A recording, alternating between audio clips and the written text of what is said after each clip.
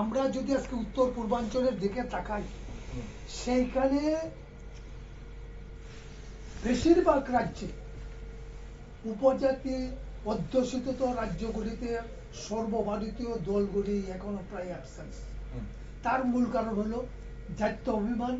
তাদের মনের মধ্যে একটা ভীতি থাকে যে আমরা অন্য কেউ শোষণ করে কিনা, আমরা তাদের সাথে কোনো বঞ্চিত হই কিনা, সেই ভীতিটা কাজ করে। এবং সবচেয়ে বড় প্রশ্ন হলো সেইখানে যারা ইন্টেলেকচুয়াল, এরা যে ভারতবর্ষের উন্নতির সাথে আমার রাজ্যের উন্নয়ন, আমার রাজ্যের ছেলেরা যাতে শিক্ষা দীক্ষা সর্বভারতীয় কমপ্লিট করতে পারে, আমার রাজ্যের মানুষ যাতে ব্যবসা বাণিজ্য শিল্প স্বাস্থ্য কেন্দ্রে ডেভেলপ ঘটাইতে পারে, সেই চিন্তা ভাবনার যে তাদের মূল একটাই লক্ষ্য, এই ক্ষমতাটা আমাদের থাকতে হবে, আমরা জাতিকে দেখব। কিন্তু বাস্তবে জাতির কোনো সমস্যার সমাধান এই উত্তর পূর্বাঞ্চলে করতে পারি।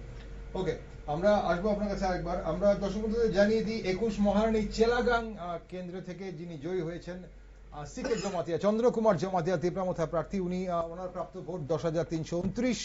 ওনার নিকটতম প্রার্থী বিজেপির সম্রাট জমাতিয়া পেয়েছেন 8,050টি ভোট, এবং আরএসপি প্রার্থী হারাদন জমাতিয়া তৃতীয় স্থানে 1,167টি ভোট পেয়েছেন। 1,050 ভোটে জয়ী হয়েছেন তিপ্রামথার প্রার্থী চন্দ্রকুমার জমাতিয়া। জয়ী হওয়ার পর উনি কি বক্তব্য রেখেছেন, ওনার বক্তব্য শুনবো, এবং কর্মী সমর্থকদের, তিপ্রামথার কর্মী সমর্থকদের উল্লাস অবশ্যই আপনাদের সামনে তুলে ধরবো আমরা এই মুহূর্তে।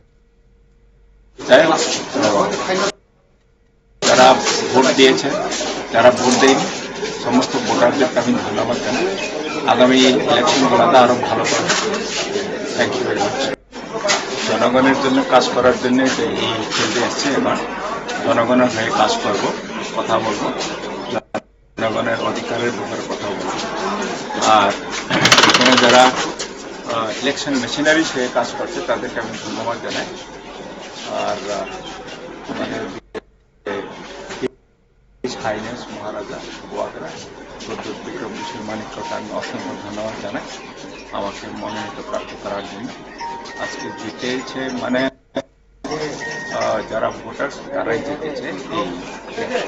এই যারা ভোট দিয়েছে, যারা ভোট দেয়নি, সমস্ত ভোটারদেরকে আমি ধন্যবাদ জানাই। আগামী ইলেকশনগুলোতে আরো ভালো করবে। Thank you. জনগণের জন্য কাজ করার জন্য এই ফিল্ডে এসছে। এবার জনগণের হয়ে কাজ করব, কথা বলবো, জনগণের অধিকারের ব্যাপারে কথা বলবো। আর এখানে যারা ইলেকশন মেশিনারি হয়ে কাজ করছে তাদেরকে আমি ধন্যবাদ জানাই। আর আমাদের যে হিজ হাইনেস মহারাজা গোয়াগরা প্রদ্যুৎ বিক্রম মানিক্যকে আমি অসংখ্য ধন্যবাদ জানাই আমাকে মনোনীত প্রাপ্ত করার জন্য।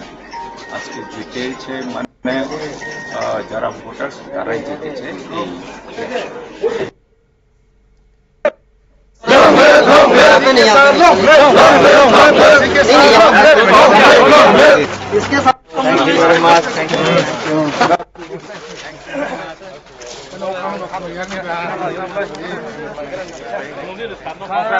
দেখছেন তিপ্রামথা জয়ী প্রার্থী সিকে জমাতিয়াকে নিয়ে উল্লাস কর্মী সমর্থকদের। 21 মহারানী চেলাগাং থেকে জয়ী প্রার্থী চন্দ্রকুমার জমাতিয়া, 14 বুজ্জংনগর কেন্দ্র থেকে জয়ী রুনেল দেববর্মা, 13 সিমনা থেকে জয়ী তিপ্রামথা প্রার্থী রবীন্দ্র দেববর্মা, 2 মাছমারা থেকে জয়ী বিজেপি প্রার্থী মঞ্জুরানী সরকার, এবং 17 পেকুয়ারজোলা জন্মজয়নগর থেকে জয়ী প্রার্থী গীতা দেববর্মা।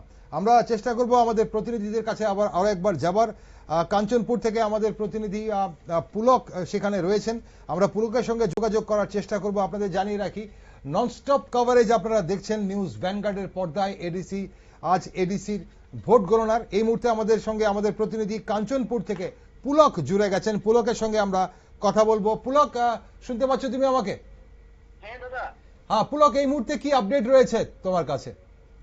দেখুন দাদা, এই মুহূর্তে সবচেয়ে বড় খবর হচ্ছে দশটা কাঞ্চনপুর কেন্দ্রে কিন্তু 4,956 ভোটে বিজয়ী হয়েছেন বিজেপি মনোনীত প্রার্থী শ্রী শৈলেন্দ্রনাথ। ওনার টোটাল প্রাপ্ত ভোট হচ্ছে আপনার 13,227। আর অন্যদিকে ত্রিপুরামথার প্রার্থী সেকেন্ড পজিশনে আছেন, উনি ভোট পেয়েছেন 8,321, এবং পাশাপাশি সিপিআইএম এর প্রার্থী যিনি রয়েছেন উনি ভোট পেয়েছেন 5,268। ওকে, তাহলে শৈলেন্দ্রনাথকে কি জয়ী ঘোষণা করা হয়েছে নির্বাচন কমিশনের তরফ থেকে? না হ্যাঁ, এই মুহূর্তে শৈলেন্দ্রনাথকে বিজয়ী ঘোষণা করা হয়ে গেছে কাঞ্চনপুরে। কর্মী সমর্থকদের মধ্যে উল্লাস কেমন লক্ষ্য করা যাচ্ছে বিজেপির? এই মুহূর্তে কিন্তু কাঞ্চনপুরে বিজেপি কর্মী সমর্থকদের মধ্যে কিন্তু বিপুল উৎসাহ উদ্দীপনা লক্ষ্য করা যাচ্ছে। বিভিন্ন দিক থেকে কর্মী সমর্থকরা কাঞ্চনপুর শহরে জড়ো হচ্ছেন, বিভিন্ন প্রান্ত থেকে আসছেন ওরা। ওকে, তিপ্রামথার সেখানে কর্মী সমর্থকরা কি আছেন সেখানে কেন্দ্রের বাইরে? হ্যাঁ, ত্রিপুরামতার ফ্যাসিলিটি রয়েছে একটা সাইডে, তবে রেজাল্ট ডিক্লেয়ার হওয়ার পর ওরা কিছুটা মন দুর্বলতা রয়েছে, যার কারণে ওরা ধীরে ধীরে তাদের বাড়ির উদ্দেশ্যে চলে যাচ্ছেন ওরা। ধন্যবাদ পুলক তোমাকে সঙ্গে থাকার জন্য। দর্শক বন্ধুরা, আপনারা শুনলেন এই মুহূর্তে আমাদের প্রতিনিধি কাঞ্চনপুর থেকে পুলক জানাচ্ছিলেন আপনাদের এই যে খবর পুলক আপনাদের দিলেন। 10 কাঞ্চনপুর কেন্দ্রে বিজেপি প্রার্থী শৈলেন্দ্রনাথ জয়ী ঘোষিত হয়েছেন। আপনাদের আরো একবার এই মুহূর্তের আপডেট জানিয়ে রাখি, তিপ্রামথা এই মুহূর্তে 21টি আসনে এগিয়ে আছেন। গতবারের সেই রেকর্ড ভেঙে তিপ্রামথা কিন্তু এই মুহূর্তে 21টি আসনে এগিয়ে রয়েছে, বিজেপি 7টি আসনে এগিয়ে রয়েছে। মোট 28টি আসনের মধ্যে তিপ্রামথা 21টি আসনে, কিছু আসনে জয়লাভ এবং বাকি আসনে এগিয়ে রয়েছে। বিজেপি 7টি আসনের মধ্যে 2টি আসনে জয়লাভ এবং বাকি 5টি আসনে এগিয়ে রয়েছে। তিপ্রামথা 5টি আসনে জয়লাভ এবং বাকি 17টি আসনে এগিয়ে রয়েছে বলে খবর, বাকি 16টি আসনে এগিয়ে রয়েছে বলে খবর, এবং বিজেপি 2টি আসনে জয়লাভ এবং 5টি আসনে এগিয়ে রয়েছে বলে খবর। আগামী দিনের রাজনীতিতে রনিবাবু কি মনে হয়, পাহাড়ের রাজনীতিতে এই যে ফলাফল তা কি ধরনের প্রভাব ফেলতে পারে? সেটা কি যে রাজনীতি পাহাড়ে চলছে বা বিগত দিনগুলো চলে আসছিল সেই একই রাজনীতি চলবে, নাকি অন্যরকম টার্নিং নিতে পারে পাহাড়ের রাজনীতি? না, পাহাড়ের রাজনীতি তো এখন একটা জটিল অবস্থায় আছে আমি বলবো আর কি। কারণ জাতীয় দলগুলো সেখানে সুবিধা করতে পারেনি, জাত্যাভিমান এবং জাতপাত ভিত্তিক যে চিন্তা ভাবনা সেটাই সেখানে প্রকট হয়েছে। এবং এই নির্বাচন থেকে আরেকটা জিনিস পরিষ্কার হয়ে গেছে, মানুষ উন্নয়ন বা দুর্নীতিকে এত বেশি প্রশ্রয় দেয় না। মানে এটা কোনো ফ্যাক্টর না নির্বাচনে, পরিষ্কার কথা। আচ্ছা, যদি ফ্যাক্টর হতো তাহলে ভোটের রেজাল্টটা হয়তো অন্যরকম হতে পারত, এটা আমার ধারণা আর কি। ধারণা মানে এটা বাস্তব। তো এই প্রেক্ষিতে পাহাড়ের রাজনীতিটা অনেকটা সমস্যাবহুল হয়ে গেছে। যদি এই জাতপাতের ভিত্তি থাকে তাহলে পাহাড়ে মানে এডিসি এলাকাতে যে সমস্ত বাঙালি ভোটাররা আছে তাদের একটু সমস্যা হতে পারে। কারণ কি, আমি দেখেছি তিপ্রামথা বিভিন্ন জায়গায়, আপনাদের এই চ্যানেলেও ফুটেজ সেখানে দেখা গেছে যে অনেক ক্ষেত্রে তারা বাঙালি ভোটারদেরকে ভোট দিতে যায়নি, মানে দিতে ওরা যেতে বাধা দিয়েছে। আচ্ছা। এবং বিজেপি যে ভোটটা পেয়েছে, আমার মনে হয় ট্রাইবেলদের মধ্যে বা উপজাতিদের মধ্যে বিজেপি ভোট ততটা বেশি পায়নি। মানে এডিসি এলাকাতে বসবাসরত যে বাঙালি ভোটাররা আছে এদের একটা অংশ, ভালো অংশই আমার মনে মানে বিজেপি কভার করতে পেরেছে, যেটা অন্যরা পারেনি।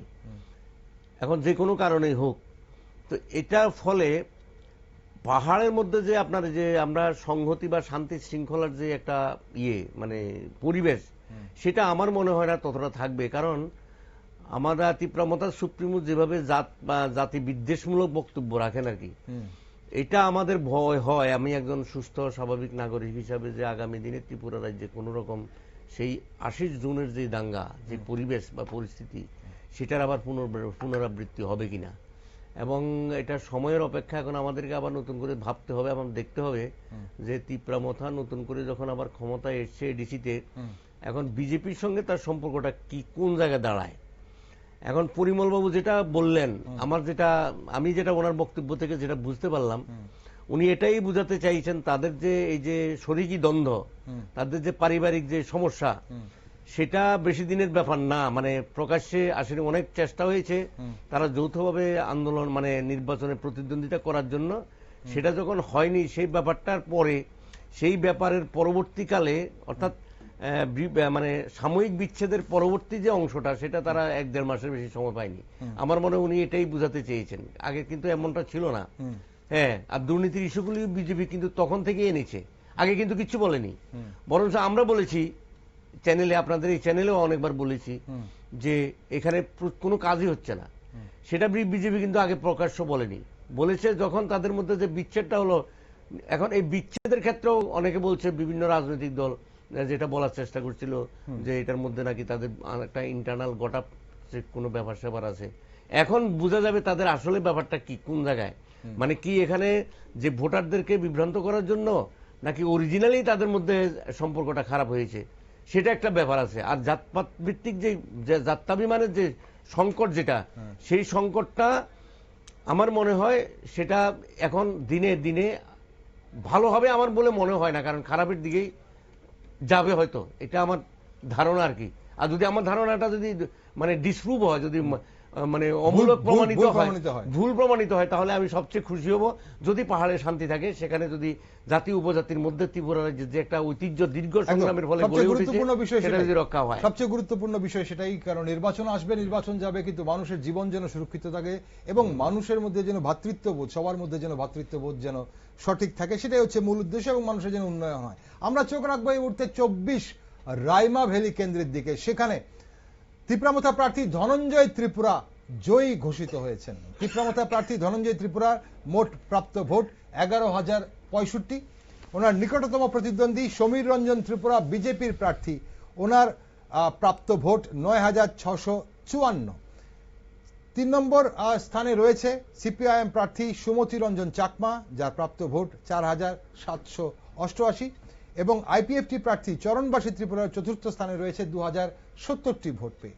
আপনাদের আরো একবার জানাবো, 24 রাইমা ভ্যালি কেন্দ্রের নির্বাচন কমিশন ঘোষণা করেছে ফলাফল। সেখানে তিপ্রামথা প্রার্থী ধনঞ্জয় ত্রিপুরা 11,065 ভোট পেয়ে জয়ী ঘোষিত হয়েছেন। এই মুহূর্তে যে নির্বাচন কমিশন যে 7টি আসনের ফলাফল ঘোষণা করেছে, তার মধ্যে 6টি আসন তিপ্রামথা দখলে গেছে এবং একটি বিজেপির দখলে গেছে। আপনাদের আরো একবার আমরা এই মুহূর্তে দামছড়া কচুছড়ার দিকে নিয়ে যাব। সেখানে তিপ্রামথা প্রার্থী ধীরেন্দ্র দেববর্মা